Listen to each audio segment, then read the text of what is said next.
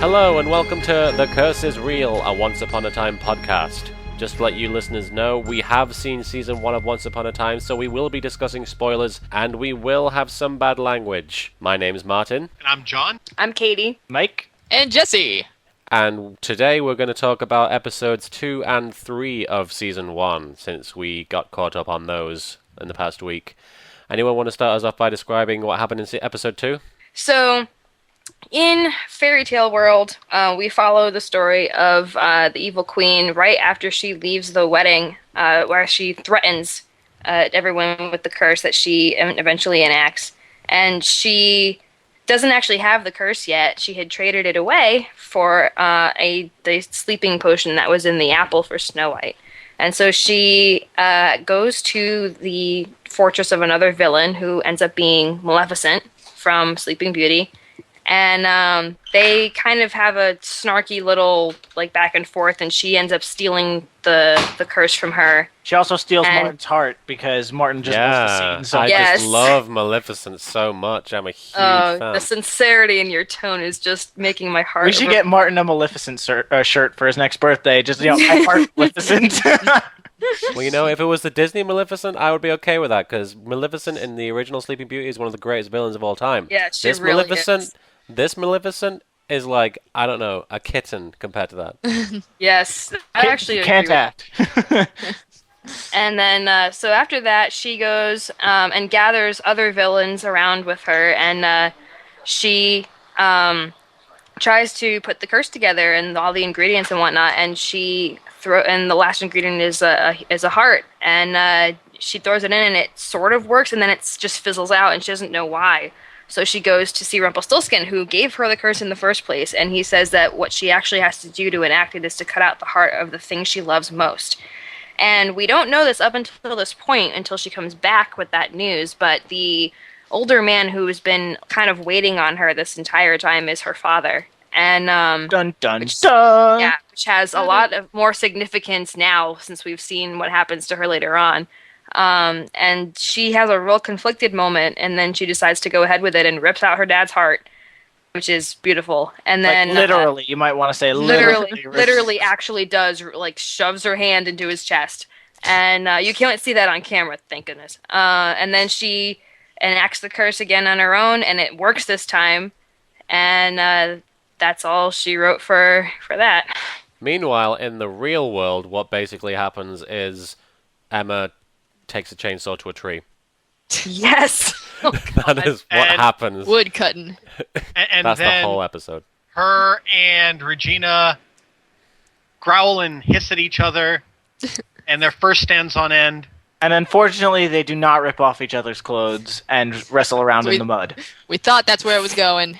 Basically, the real world stuff is just Regina threatening Emma and being like, "Get the hell out of my town," and Emma's like, "Well, I'm not going anywhere," and Regina's like, "Get out!" It kind of reminded me a little bit when Emma left the tree after she started sawing it, and then she said, "Your move." Kind of gave me a big Death Note-ish vibe to it. Yeah. I don't know. It kind of felt like, oh, are they gonna set this and thing they had up apples as well. And hey, actually, when Mr. Gold walks away later in that episode, or maybe it's the third episode, he throws the apple over his shoulder exactly like Light, and his hair from behind looks exactly like Light, and he's wearing a suit exactly like Light. And then in a future episode, he turns to Regina and says, "I want to tell you that I'm Rumpelstiltskin." That would be L. I actually have Oh, yeah, my bad. I really, really don't like the real world stuff in this episode. It was very high school-y, bitch fitty. It's very catty. It's very bitchy. It feels, especially with how things pan out with the series later on, it feels so fake. The whole your move thing is just so ridiculous. And the thing is with Regina should be smarter than this because she is a smart character. But when you have this woman coming in for the first time, to this town, and she's civil to her sort of in the beginning, and then she just starts being really nasty, and it's her kid's foster mother, and she wants to make sure he's okay, and you're gonna be really bitchy to her. Of course, that's gonna make her want to stay. Because like, if you're being horrible, then that's not gonna make. It would make me want to leave because it would make me want to be like, well, this woman's kind of not cool, and I kind of don't trust her with my kid now. I think what they were trying to do, and I'm not saying I'm not defending the quality of how they did it, is they were trying to very quickly set up the tone of these two. Not only are they enemies, but there's genuinely bad blood between them. They immediately dislike each other. They immediately just have this compulsive urge to hurt one another. And I mean, you could blame the curse if you wanted to. You could say, well, Emma's the chosen one, and she's the evil queen, and if Henry's theories are all correct, then these two naturally hate each other as much as day and night are opposite. And I think, unfortunately, because at this point they didn't even know if they were going to have a full season, they might have just rushed things, and just didn't give it the proper flow that it needed to. Yeah, and like, especially when it does get through the whole season, with that happening in episode 2, like, so quickly, like, when they really pulled back later on, which makes a lot more sense, but then it seems kind of weird because they went head to head for, like, immediately, and then they pulled back a lot more, going forward, so it didn't really, like, pan out well, in my opinion. The one thing I think that the real world stuff kind of did well, I mean, what it did, regardless of how well it did it, it introduced the dynamic of the town, and obviously the fact that Archie is Henry's psychiatrist and stuff like that. Yeah. What I don't like is that wound up not being really I kind of the beginning episodes really made Archie feel like more of a main character, and then he just gets shunted to the side fairly early on, and he barely comes back. Yeah, they bounce around a little bit on that one because they start bringing characters up. Archie's not the only one they did this with. They give you an impression that this character is going to become more and more important in the story, then they just drop them again. Yeah, well, I actually heard that some episodes, towards the middle end of the season, had scenes with him in it, and they cut them for the show. Oh. So he had gotten a couple of episodes that he would have been in, and then they cut it down for time, I guess. So I guess they tried to do that, and it didn't end up working well. But I saw, like, a lot of parallels between the fairy tale world stuff with Regina, between that and Stable Boy, which is when we hear her backstory. Like, when she's talking to Maleficent, like, she says, love is weakness and everything, and her mom says, like, that verbatim in the same, like, exact tone after she, kills her boyfriend. And then I actually really found something interesting because Maleficent was talking about having, like, a pet, and it's a unicorn. I didn't realize it was a unicorn. I thought it looks like a really weird unicorn because it's brown and it has a brown horn. Yeah. Well, Jesse, I think you just have high standards for ponies. It should have a rainbow mane and friggin' Sonic Rainbow. Continue. Actually, if you guys noticed, the title shot has something from each episode in it, and it had the unicorn running across for this episode, which I thought was kind of made you think that it would be more important, right? Yeah, but it ends up usually being like a throwaway thing, just an extra little thing. Sometimes it's important, sometimes it isn't, but it's something that I noticed, which is kind of cool. It kind of took me aback because I watched the title card. I was like, "There's a unicorn in this episode? I don't remember that." And then I was like, "Oh yeah, okay. Maleficent turns into a unicorn at will." Oh, that reminds me. In the fantasy world, Regina actually turns into a mouse when she gets into Rumpelstiltskin's cell, and I'm like, does she ever transform at any point in the series ever again? I don't think she does, actually. Not yet, not so far. No, so that's interesting. Well, I mean, you can tell that they still have not planned out for a lot of episodes yet, because another thing that I noticed that wound up being a major plot hole, and I obviously didn't realize that at the time, the genie, he has an accent in his whole background episode, and when he's in the mirror, and I thought, like, okay, maybe his accent changes or something when after the curse happens, but then I realized with this episode, he's a generic, normal American accent in this episode. So you can clearly tell that they had not decided what is his backstory. Why is he in the mirror? Is he going to be a major character?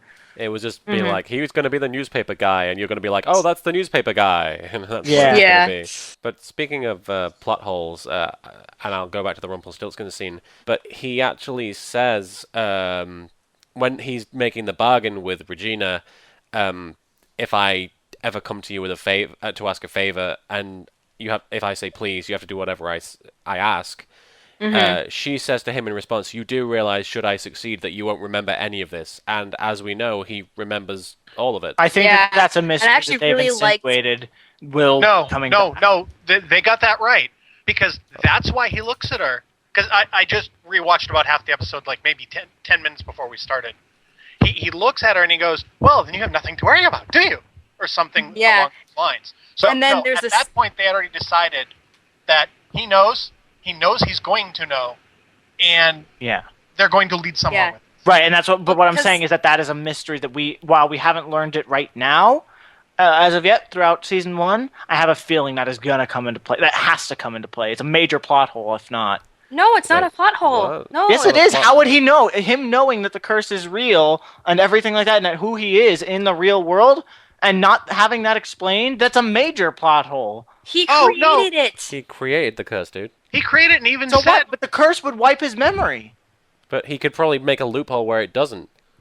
It's Rumpelstiltskin, dude. He only ever operates for himself. Yeah, I think they'll explain as time goes every nuance of the curse because it gives them opportunities to have. But it also makes total. It also there's this whole scene with the whole thing with his son, with the episode with his son. He decides to create it because he wants to find a way to the land without magic to find him.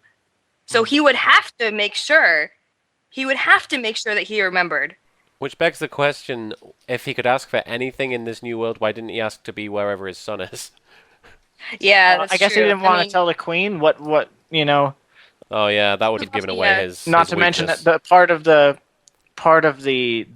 rules of the curse, I guess one of the biggest things I don't think he could have made a loophole for is that you are stuck in Storybrooke. Right. Yeah. What I'm thinking is that he started making it, and then she like came to him way later on, because I think everything with his son happens a long time before the stuff with Snow and everything. That's the impression that I got anyway. Yeah, it's kind of hard to tell. It is hard to tell. Because he could have had that power for a long time. He was essentially immortal. Yeah, because everyone knows who he is. Like, everyone does in Fairy Tale, and for, like, the, most recent stuff with Snow and everybody. Everyone knows who Rumpelstiltskin is, and, like, he wasn't in prison that long. Well, the thing is that, as we'll get to his episode eventually, we know that it's not always been him. Well, yeah, but I mean, like, my point is more that, like, everyone knows him as Rumpelstiltskin, that he's a bad, like, guy. I could have swore there's at least one or two people who had never heard of him before they encountered him. But for the most part, yes, he does have a very bad and known reputation. People know who he is. Yeah, because, I mean, I was given the general impression that some of the, like, fairy tale stories in the later episodes happened a lot, like, before the whole, like, current Snow story. That's just what I mean. I don't remember if there was ever any like indicators, because we haven't watched those episodes yet. There's a lot of talk about the war and everything, and that isn't even a factor in the Snow White timeline. Yeah, so he's been in power for a long time, I think, and so I think earlier on people might not have known, but by the time Snow and the Queen and everyone come around, that he has been well established by that point. Yeah, everyone knows his background. Everyone knows he ended that war, which we'll get to when it's his background story up. But they all know.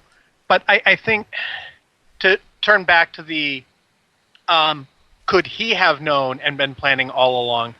It fits his character. Well, in both the pilot and in this episode, he keeps asking everyone who comes to him for favors very pointed questions. And he's going through a lot of trouble in these episodes and in future episodes for work that is clearly preparatory.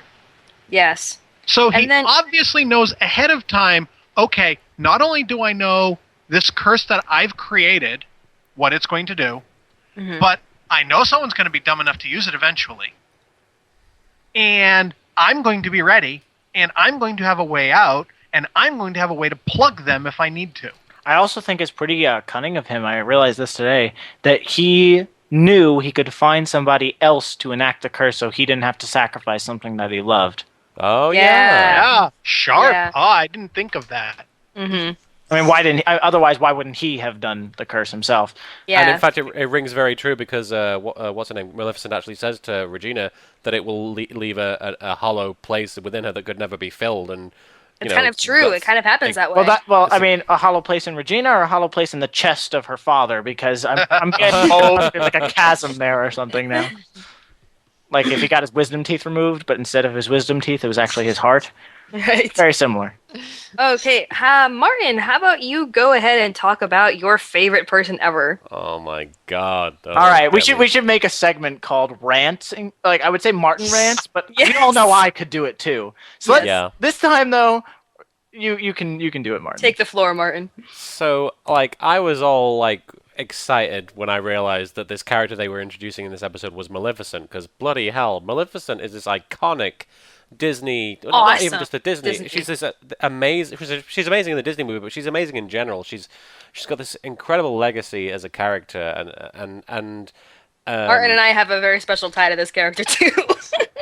to watch this scene play out, it was just I described it on Twitter and everywhere as a bad Desperate Housewives scene, and Katie, you quite rightly pointed out that.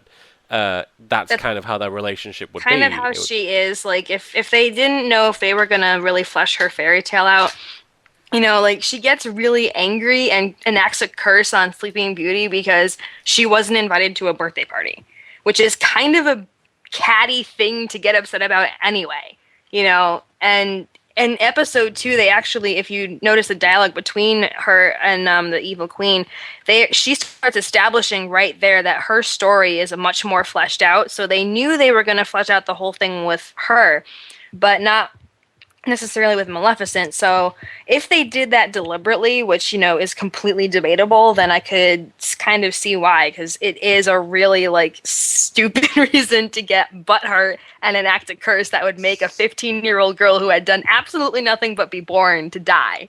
But at the same time, you have to consider that in the first episode, Snow White says that she tried to kill her because she was prettier. Yes, So, I know. I mean, at this point, they hadn't really solidified some of this stuff in their own minds. Yeah, and me personally, I kind of felt that the scene in general was really more to set up Maleficent for future episodes, because she does come back in some way, shape, or form, and quite literally, actually. And Yes.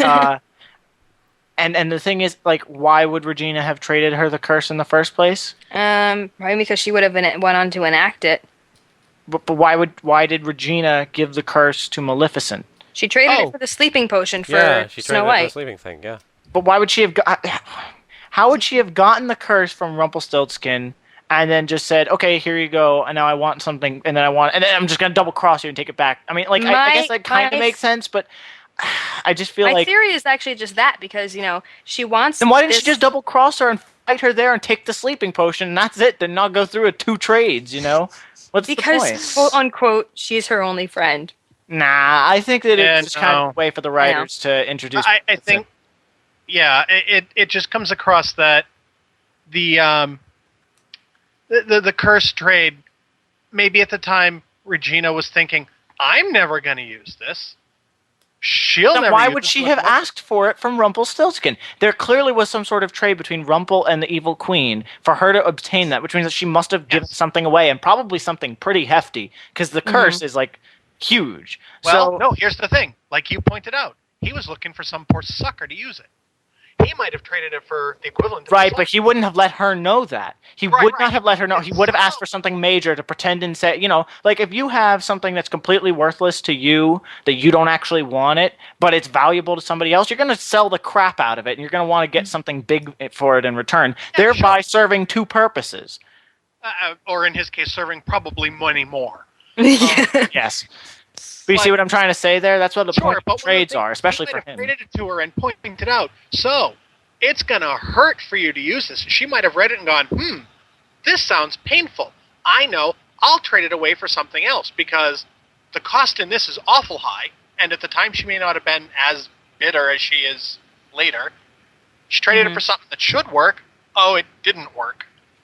Now she wants it back. She's even more angry now. Yeah. So, But going back to how terrible Maleficent is. Yeah, we didn't really Interrupted like your rant. rant. I'm so sorry. That's all right. Don't worry about it. The key word in my description was a bad Desperate Housewives scene, because the delivery of all her lines is literally just da da da da da da da da da da. She sounds very. I noticed that today. Yeah. It was really, really like everything. She was saying some really important shit, and Regina was like, "Don't you think that sort of?" And then she'd be like, "Yeah, well, okay." And it's like that was her attitude throughout the whole scene. I'm like, "You're freaking Maleficent. What are you doing? Well, You're just sort of hanging out." I think Maleficent was just uncomfortable. Are we allowed to talk about spoilers?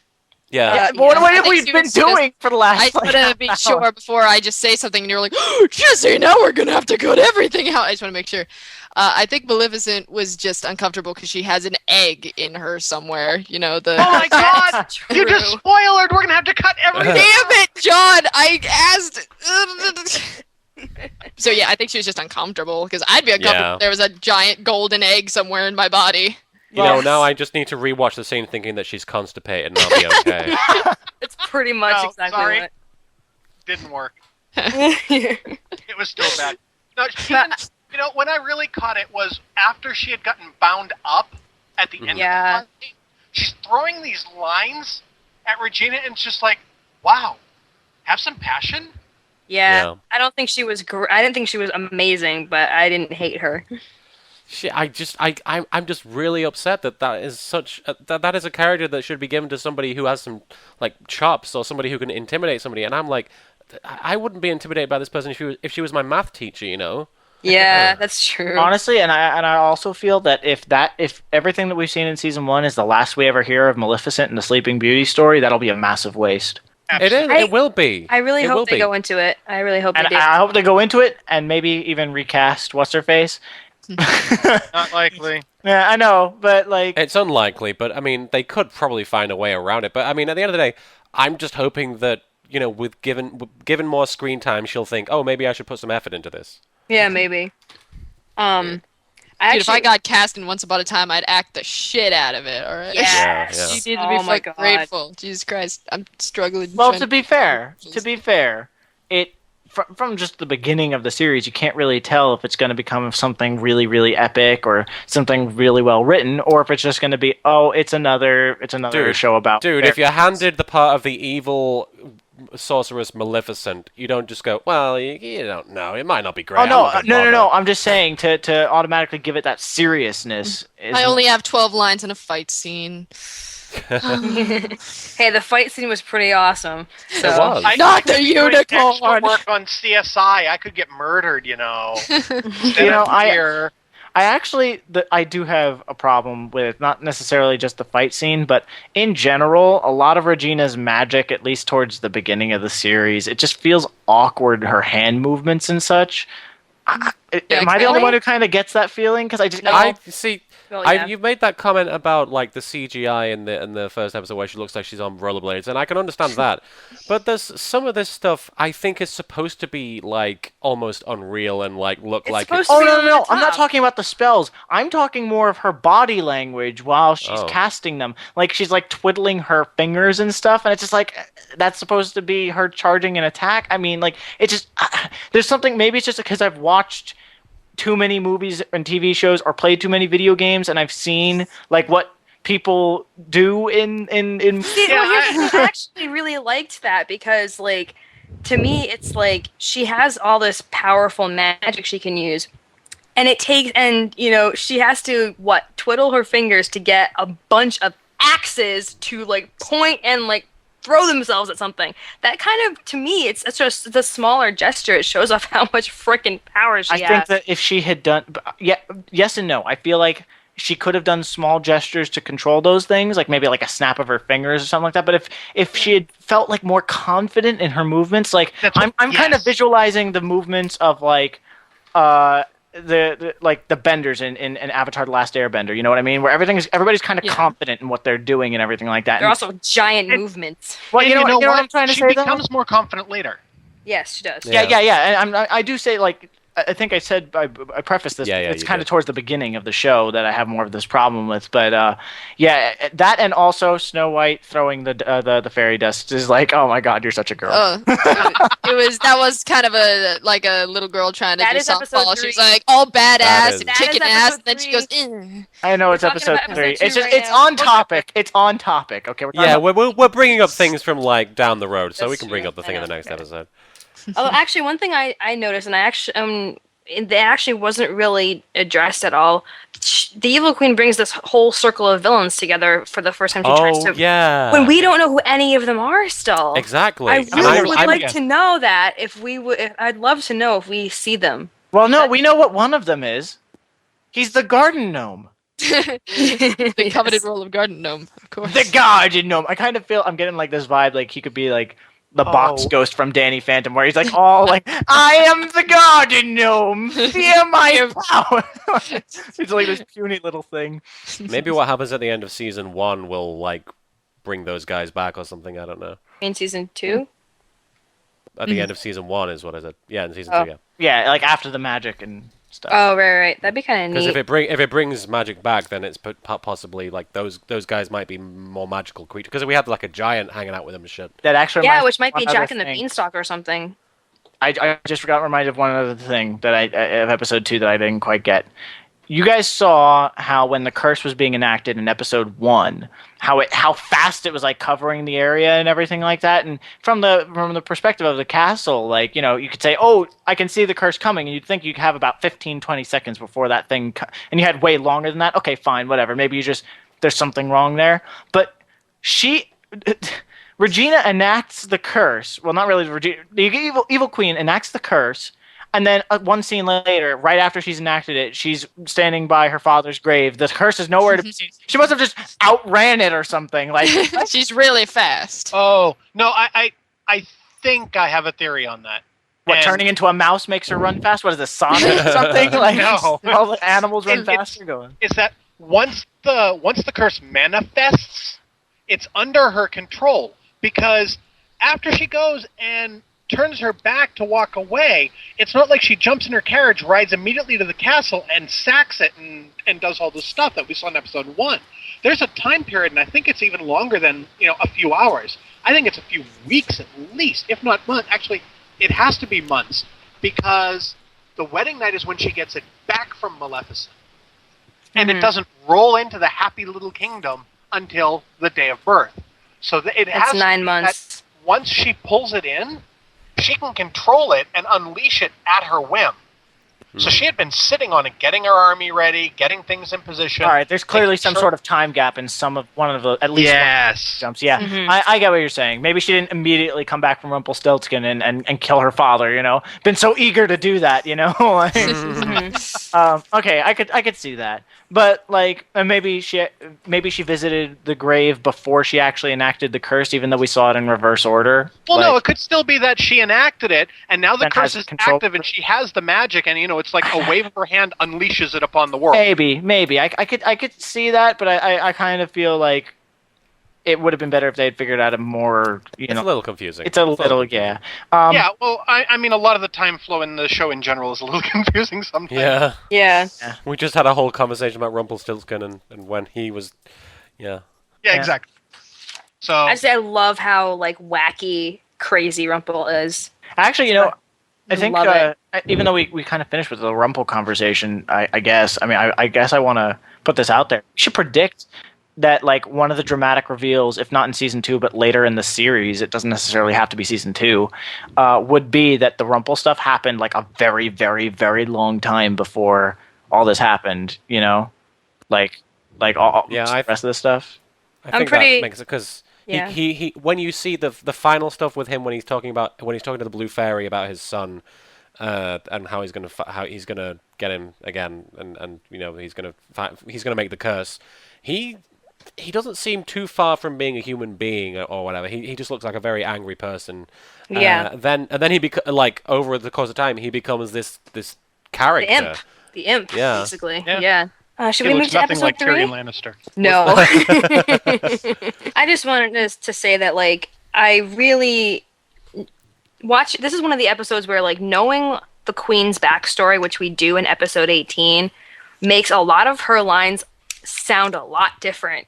Yeah. Like talking to her father, like, you're the only one who actually does protect me. Yeah, well, that's a little bit debatable. I can't wait until they actually go into her relationship with her father, because right now it's really not there, honestly. He's my dad. I love him by default. Yeah, exactly. Like, there's real he Yeah. he himself doesn't have a personality. I mean, it's just it's Yeah. father, generic father character. You know? Like, the same when time- the at the father same was... At the same time, though, like, it's in her backstory episode, her mom is pretty abusive, and so, you know, her dad, you know, sort of tries to stand up for her and doesn't really. When does he Good try to job. stand up for her? He says, "Don't criticize her," and she's like, "Oh, I'm not criticizing, I'm helping," and then she goes into her power trip, and he just kind of stands back, but he clearly has a good relationship with Regina when they're on, like, the horse and everything, and that's really Well, quick. We'll get there. We'll get there, and it's really quick. But Oh, I I'm mean, sure I know it'll- it is. There's not enough time being spent on it at all. Absolutely, just like I think it's there one of those is- things we can definitely predict it will happen eventually. Hopefully. Yeah. Yeah. So, yeah. Well, they said that her actress for her mom is probably going to come back in season 2, so that'll Oh, probably be she has interesting. to. She has to. Yes. Oh, absolutely. Yeah, how 'cause we how don't does know how Regina she's get her going. powers, and how does Yeah, her exactly. mom's clearly dead. There's no way that she's still alive after. No. I mean, Yeah. you know, Yeah. we would be seeing her in the current day. Evil Fairy Queen Land. pissed. I'm kind of But, thinking that Regina killed her mom or something, and Yeah, she That'd had be to, kind because she gets her yeah. powers, I'm pretty sure. Like, Should be interesting. Yep. But a few things to note about this episode before we move on, unless anybody else has anything to say. We established that the secret code that Henry has for his little "the curse is real" nonsense is Operation Cobra. This is the first mention of that. how could you call it nonsense? The curse is real, okay? And we learned that Henry was apparently found in Phoenix. Yes. And he was transported to Maine by Regina at some point, which is No, by really... Gold. Oh, was it by Gold? Yeah, he, Gold found he him. procures the child for her. I think in episode it says that. And we never found. Yeah, he said it in episode 3 in his conversation with Regina, but Yep. we did not. We have still not yet found out exactly how he found Henry, how he knew that he was important. I mean, like, he might have known that he was Emma's son, maybe, but, like, even if he did, wouldn't he be cursed and have time be, you know, standing still? He wouldn't be able to keep an eye on anybody outside of Storybrooke, really. maybe the internet. There's one little moment that I just think I thought it was so funny. Like, maybe it's just me, but because Emma walks Henry to school at one point, and Mary Margaret's like, "Oh, it's nice to see his smile back," and, like, they talk about the book a little bit, and Emma finds out that Henry thinks she's Snow White, which would be her mom, and she has this look of, like, "You're my mom." Yeah, she's repulsed. It's so funny. Repulsed. I thought more of That repulse shocked, is, like, you know? just a WTF Yeah. all over her face. It was a very confused. I think Emma actually has some really great expressions throughout the series. She's kind of the Jack Great face of the actress. show. Oh, I Great love actress. Emma's Yeah. Great actress. actress. I loved her on How I Met Your Mother, too, so it was weird to see her on How I Met Your Mother and then see her here, where she's, like, a main character. She's great.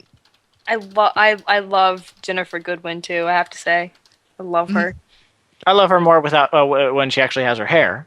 But yes. Yeah, I like her more when she's Snow than Mary Margaret. Yeah, it's kind of funny. Jennifer for Snow White and Jennifer for Jennifer and Jennifer. Yeah, that must be super confusing on the set. Not gonna lie, they must have nicknames. Yeah. I bet. Yeah. But I also like we haven't really talked about the actors before, but I don't know what her name is, but the actress for Regina Lana plays... Parrilla. Sorry? Lana Parrilla. That's a cool name. Lana is her first name. Parrilla, or I don't know how to say it. It's Parilla. She's such a sweetheart. Like, if you see her Twitter and everything, she's like the sweetest person. I'm like, this does not connect with what I know you. we've actually, some of us have seen her play a villain before. Well, not really a villain, but an antagonist, because she was on 24. Was she? What? Yeah, she was in season 4 of 24. She was one of the CTU agents. Oh. I can't remember the name of the character, but he was the fat guy who was kind of socially awkward. Edward or something? Edgar. Edgar, yeah. She was like the female CTU agent who just like was kind of a bitch to him. No way! Oh my god, I didn't even remember that. Yeah. I want to go on her Twitter now and read all of her nice, sweet tweets in her evil voice and see how they come out. In the condescending, like fake nice voice. I'm enjoying this chocolate chip cookie, Emma. Oh god. Anyway, shall we move on to episode 3? All right. So, in magical fairyland, Prince Charming is he's riding in a carriage. Read us a story, Miss Jessie. Okay, so once upon a time, that's the show. Once upon a time. It's funny. Today I went to look up Once Upon a Time, and I accidentally typed in "The Curse is Real" because I thought that was the name of the show. But you know what? That proves the curse is real. Oh my It's god! true. Anyway, so. Would you throw up? I'm just so excited. But we see Prince Charming riding in a carriage, and you see that he's speaking in a way like he's speaking to his sweetheart, and we think it's Snow because we saw the previous episodes. But the camera pans over, and he's talking to this chick we've never seen before. And she has a really sour attitude. The ugliest dress ever. Yeah, and so she's, stick in the mud sort of attitude. She's like, oh my god, we should have gone the other way. She sounds like a Valley girl, apparently. She should have gone the other way. I'm like, it's so bumpy. But then you see they're being escorted in the carriage by a bunch of people on horses, guards. And they all stop because there's a tree in the middle of the road. So Prince Charming gets out and leaves a pouch in the carriage, and that's important. But he goes over to check out the fallen tree because they're like, oh, we got to move it. And as that's happening, we see a hooded figure jump down on top of the carriage, like, sort of Robin Hood sort of looking person with a cape cloak thing. Mm-hmm.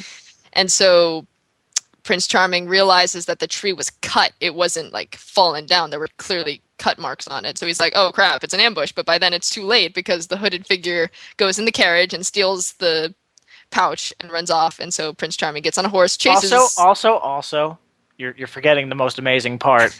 His Valley Girl wife or whatever, fiance, freaks the fuck out because the purse thing gets stolen. She's like, oh my god! She's trying to stop her. First thing got stolen. Like, that's a big deal. Yeah. So very traumatic for her, apparently. Once again, not harming her at all, just taking a person running up. Anyway, so she's not a seasoned New Yorker, Mike. She doesn't get mugged every third day. So she, the hooded figure steals a horse, one of the guards' horses, and gallops. That's the word. Gallops off. Trots away. Trots slowly away on the horse, and Prince Charming chases her, or the hooded figure on the horse also, and then he gets up close to her and like jumps, and we see that it's actually Snow Dramatic White. Reveal. It's a woman. And it's or in Prince Charming's words, you're a girl. Yeah, he says you're a girl, and it's like and then she goes, I'm a woman, and hits him in the face with a rock. I thought that was great. That's the scar he has on his chin from then on. Yeah. And so wait, he has that scar from then on? Yeah. Yes. Really? I didn't notice that. Yep. That's what as we will yeah, okay. Yeah, okay. Anyway, got distracted. My dog just walked in the room. Go away. Shh. Anyway. This proves the curse is real. Okay, how many times can we say our podcast name? Anyway, so Snow runs off on the horse with the pouch that apparently has some valuables of Prince Charming, and he's like, I'm gonna find you, and she's like, yeah, whatever. Which is, that was pretty clever, because I liked how that was like a tie-in to the whole thing. I actually really liked how it started off as like a taunt or a threat, and it turned into their thing. Yeah, that's cute. I like that. Mm-hmm. But anyway, we cut to later. We're not sure how much later, maybe like a day or a few hours, not sure. But Snow is gathering up her stuff in her like secret lair that's like in a a tree in the ground sort of thing. It's a cool place. It's kind of cool, like a little bat cave. the snow cave. And so she gathers up stuff, like she's gonna go rob some people, Have a picnic. whatever. What Snow White does. And she leaves, but she gets caught in like this trap thing that traps her up in a tree. And he's like, aha! And Prince Charming comes out. Somehow Prince Charming has fashioned a net out of like twigs while he's been chasing her. It's a real net. It's a real rope. No, I know, but where did he get it? Hey, the guy has a floating sword. All right. Anything. I feel like it's been a few days because he's had to search the whole forest for her. So. Right, but he just found a net in the forest? No, he made it. How? With Twigs! It's rope and magic. It's the same net that's in Star Wars, okay, Martin? How did That she? was my thought! Where was Chewbacca? Yeah. Prince Always Charming's thinking with just- your stomach, Snow. Prince Charming is just so handsome that he looked at a big pile of rope and was like, could you please make this a net? And the net made itself. There we The go. Jealous In fact, you know photogenic what happened? prince. One day he said to Annette, "I will find you," and then he ended up finding it. But So- yeah, and in the shot, like if she had just looked where she was going, she would have avoided the trap because you Seen could the rope, see yeah. the friggin' ropes in the shot Yeah. where she steps on it. But she gets trapped, and he's like, "Aha! Give me my pouch!" And she's like, "Aha! I sold the stuff in the pouch." And he's like, "Well, you're gonna get it back for me, or else I'll tell everyone that you're Snow White." And he pulls out a wanted poster, and she's apparently wanted in the country for treason and stuff and murder against the queen. Because it's a big secret, by the way, that she's Snow White, apparently. secret. Because, she was only a princess, so nobody knows who she is. Well, That's kind of... she's on the run. Like she's clearly on the run. So and if she's in a different kingdom, she would want to keep herself incognito. Well, yeah, but I mean, it's not like... But the prince saw her face should be face. recognizable. I mean, Yeah, but at the same time, it's not like they have MTV. There is no fairy tale shore for people to Yeah, watch. fairy tale short. With them getting. But born- she's the princess, though. I mean, in the days before Not TV, the princess. she was. No, there She are. was. lots of Her father was princesses. the king. Well, I know, but she's not the princess. That's my point. Well, no, okay, I'm just saying people, at least in her kingdom, should have known who she was, and possibly in she's other in kingdoms. kingdom. I mean, you can't tell me that, before the days of TV, nobody knew what the president looked like, or The president's daughter. But through drawings, yes. Yes. so. Yeah. Yeah. All right. Anyway. So she tells him that he's. Oh yeah. So he's like, "Yeah, help me get my shit back, or I'll tell on you." And she's like, "Boo."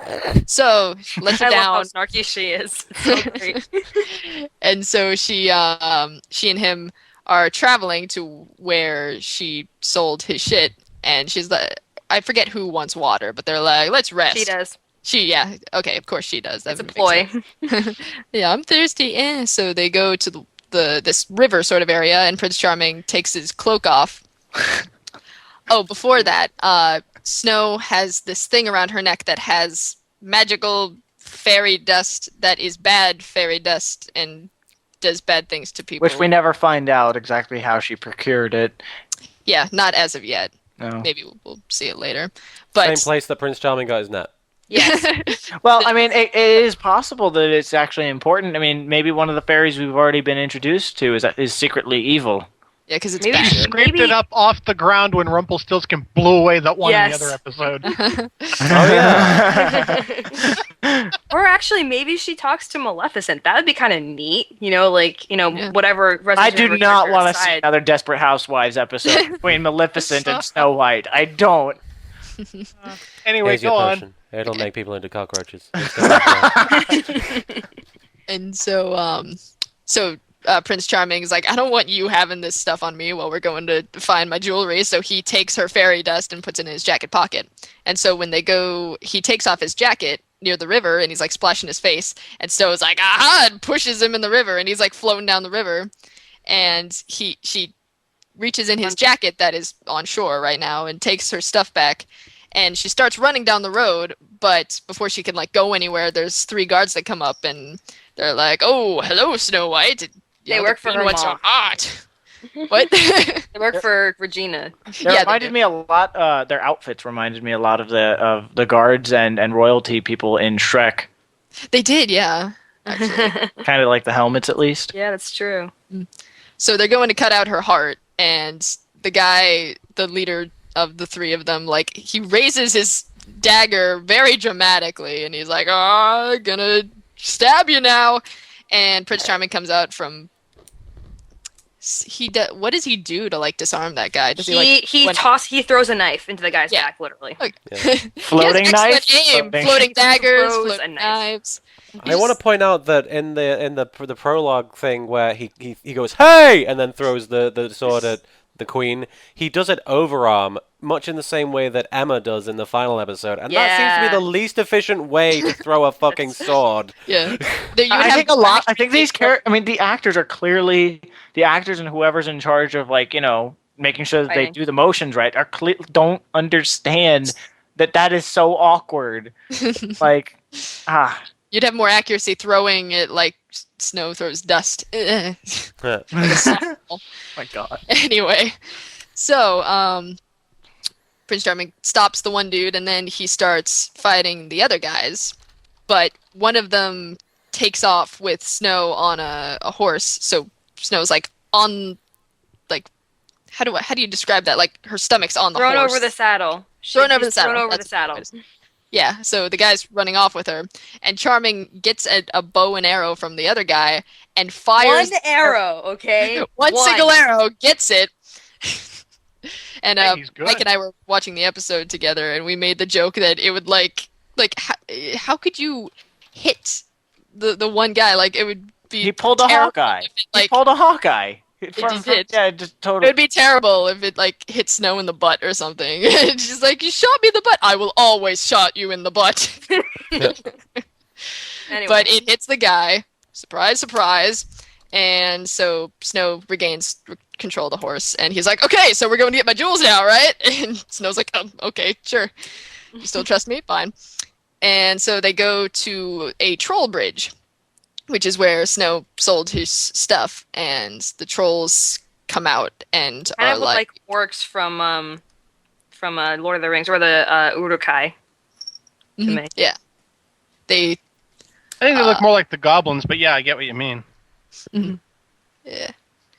So they come out, and Charming doesn't know how to do deals or anything because he's smiling, and, you know, like, he doesn't get what you're too nice. Yeah, he's too nice for, like, sort of, you know, drug deals and deals and stuff like that. They did seem like a gang, didn't they? They did seem like a back alley gang. Yeah. So they're like, you know, who's that guy? He's no one. Relax. No, it's cool. He's cool. He's with me. It totally was kind of funny how stupid they were, honestly. It was. Well, trolls are not supposed to be smart. Well, I mean, you know, the internet. So. No, I mean, like, they're fairy tale. Trolls are never smart. So the internet has ruined the word trolls, I think, for all future possible things. Because you know, you immediately, like, expect that they're going to come up and start saying, "You guys are gay!" You know? But, like, fairy tale trolls in stories have never been intelligent. That's like a very, very common theme with them. So that's not surprising to me. Yeah. In World of Warcraft, they're perfectly fine with intelligence, but they're Jamaican for some reason.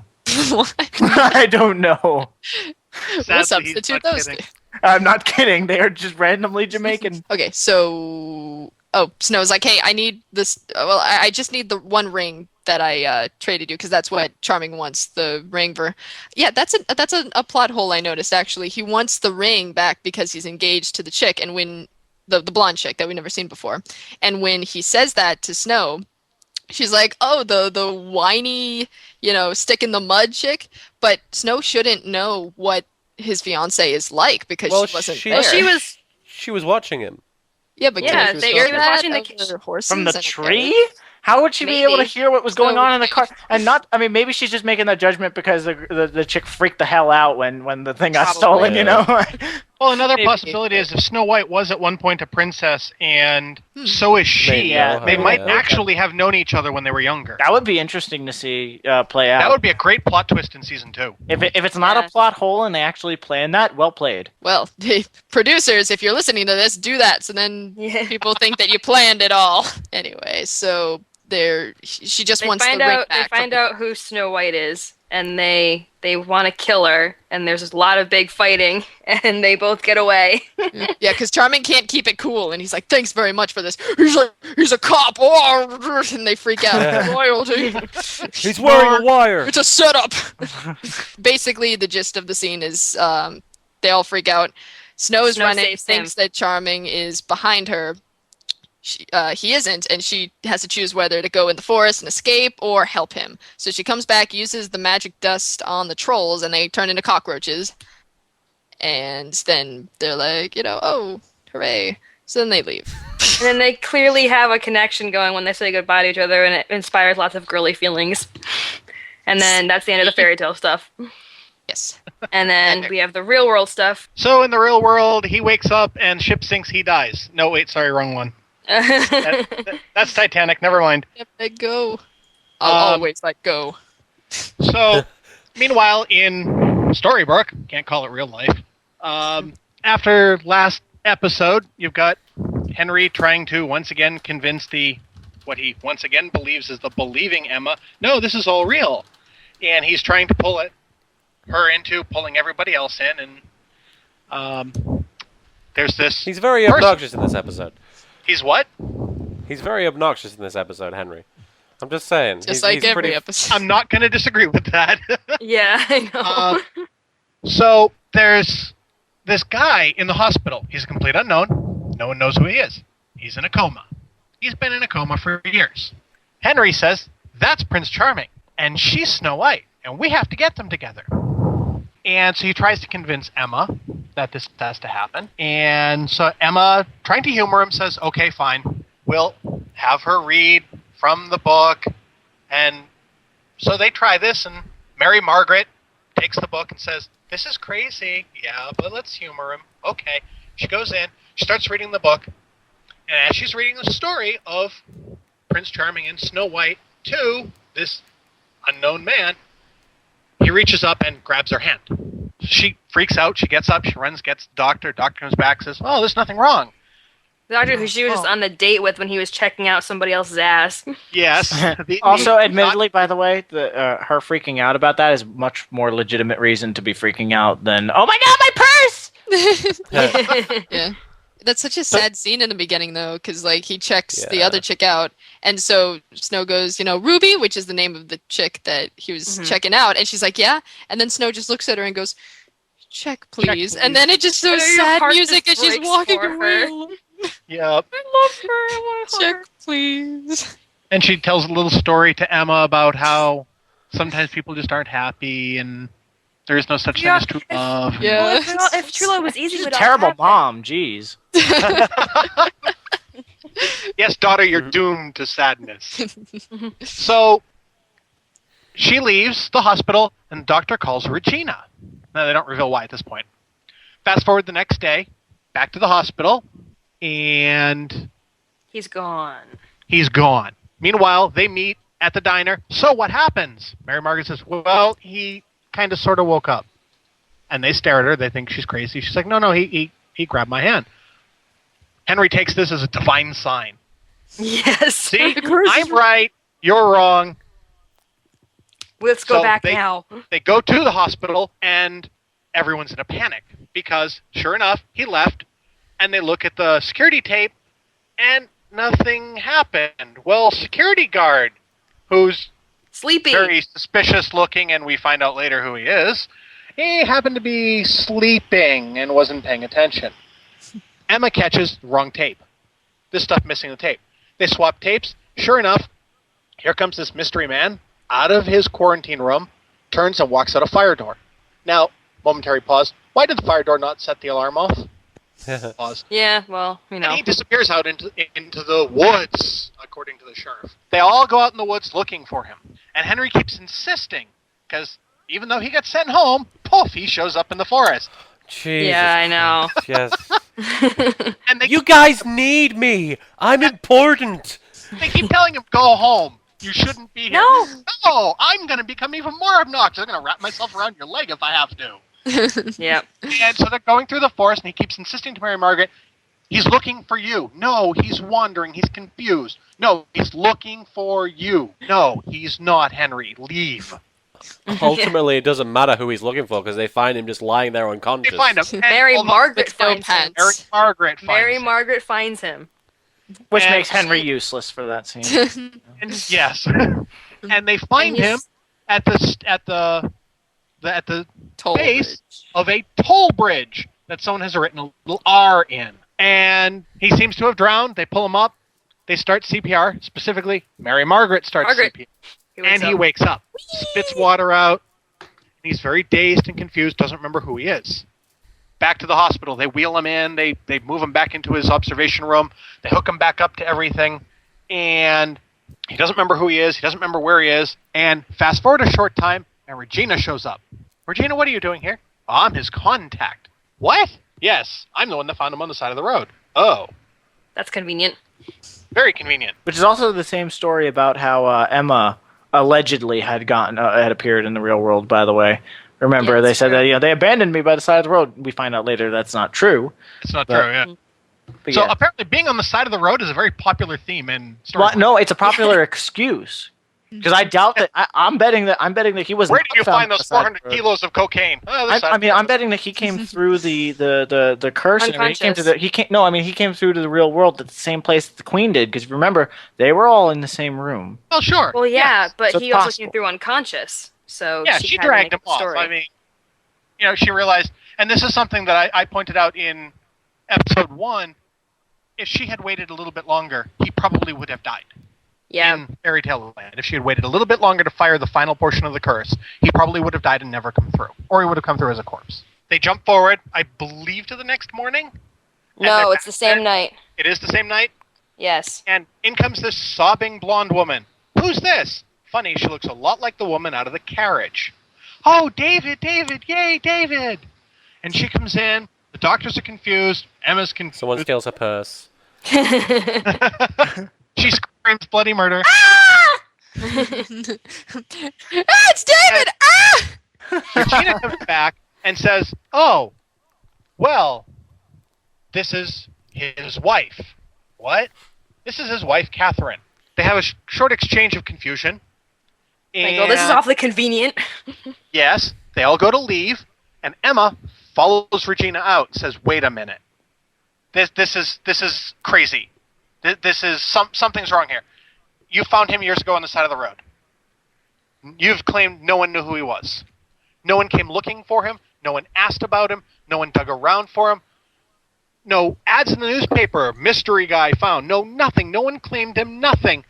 And then all of a sudden he wakes up and damn, you in particular have someone here just to claim him. Mm-hmm. I think this is fishy. And Regina, perfect comeback for someone in the know. What, do you think I used magic or something? Well, okay, she got Regina on that. She got Emma on that point. Emma can't come back with much on that. She just says, I know there's something dirty here. I just don't know what. Regina just smiles. No, there can't possibly be, and leaves. And so we're left with this mystery guy named David, who is clearly Prince Charming, and his wife, and there's clearly, confusingly, at the moment, crestfallen Mary Margaret. Yeah. Is bothering her a lot. It's very obvious, very clear, and you, from the meta level, you know why, but for Storybrooke, you don't know why. You don't know the connection. She doesn't know the connection. And of I course, actually kind of think that, because like Henry was because she went into this whole thing thinking that they were gonna prove to Henry that it really wasn't real, and then he wakes up like for the first time ever, and then she finds him and she like revives him, and he's like, oh, you belong together, and she just had this horrible failed date with this guy, so Yep. like. Against her will, like some part of her really kind of wanted this to be real, and then like, oh, he's married, great, that's Yep. wonderful, and there's clearly Every an guy I attraction meet is between either an them. asshole or a dead prince. Yeah. Now, I wonder how much of the attraction between them, between Snow White and Prince Charming, how much that was aided by the actors' feelings. Because later on, many months after this episode was filmed, they start going became a out. couple. They're actually going out right now. The actors for Prince Charming and Snow White. Yes, And they've so- taken tons of ridiculously nauseatingly cute pictures. Yes. In that's like what I was Disney gonna- World next to Snow White and Prince Charming. I'm like, okay, you're way too cute. So, thoughts on the episode? I love snarky, badass bandit Snow White. Oh my god. Yeah. Oh my god, I love her. She's so great. But actually, my name stuff actually ties directly in with David / Prince Charming, who we find out his name is James, because he keeps saying like, I have a name, but Snarky Snow is like, nah, aren't you the Prince Charming? I'm gonna call you Prince Charming because that suits you better. I'm like, you're funny. I like you. Well, interestingly enough, related to that, I mean, this is a Lost thing again. The character who gave nicknames on Lost was Sawyer, whose real name turned out to be James. Really? Interesting. Okay. I forgot. Yeah. That's neat. I know it's probably not a direct reference, but the fact that she's like, oh, I'm going to call you this. I'm going to tease you based on your personality trait. It's like, well, my real name's James, and there was a huge plot point about a character who did that, and his name was James, but he didn't tell anybody. But anyway. Oh, that's neat. That's a good tie-in, because I did find a neat tie-in with the name James, but that's also very cool. James comes from is Pokemon, like a isn't derivative it? It's from Pokemon, isn't it? Yes. Snow White. You're a girl. I am the flaming charming.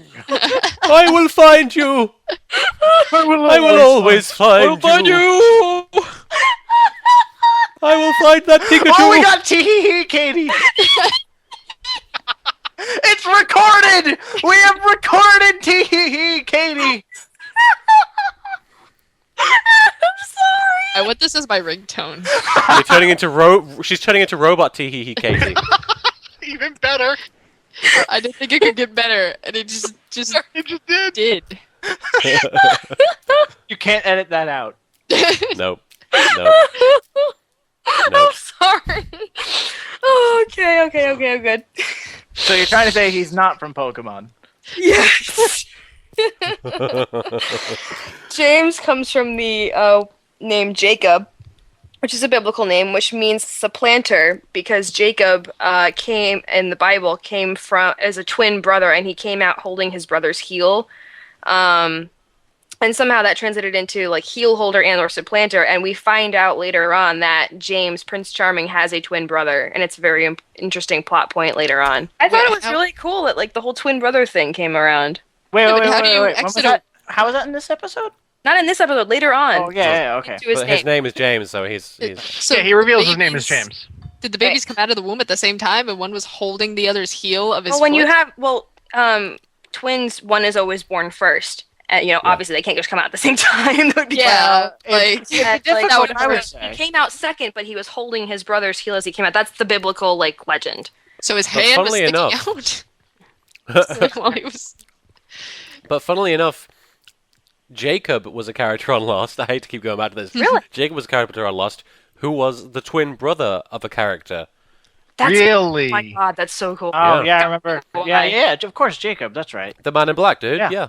That's, That can't be an accident. No, it's not Nope. totally not an accident. That's cool. Well, I mean, to be fair, in Lost, those characters, those two in particular, more than any other characters, were massive biblical references. More than any other characters, they were supposed to be Jesus and Satan. So, like, Okay. yeah, Essentially. yeah. And then David. Now, I really like the tie-in with David, because David's obviously a biblical character too. It's a Hebrew word for beloved. Jesus is directly descended from David according to the New Testament, which is, true for Emma. David commits adultery with the wife of a soldier in the Bible and has this whole big like shenanigans going on, and God actually punishes him for it. And I actually kind of, considering what ends up happening with David going on like in Storybrooke, I think that's really appropriate.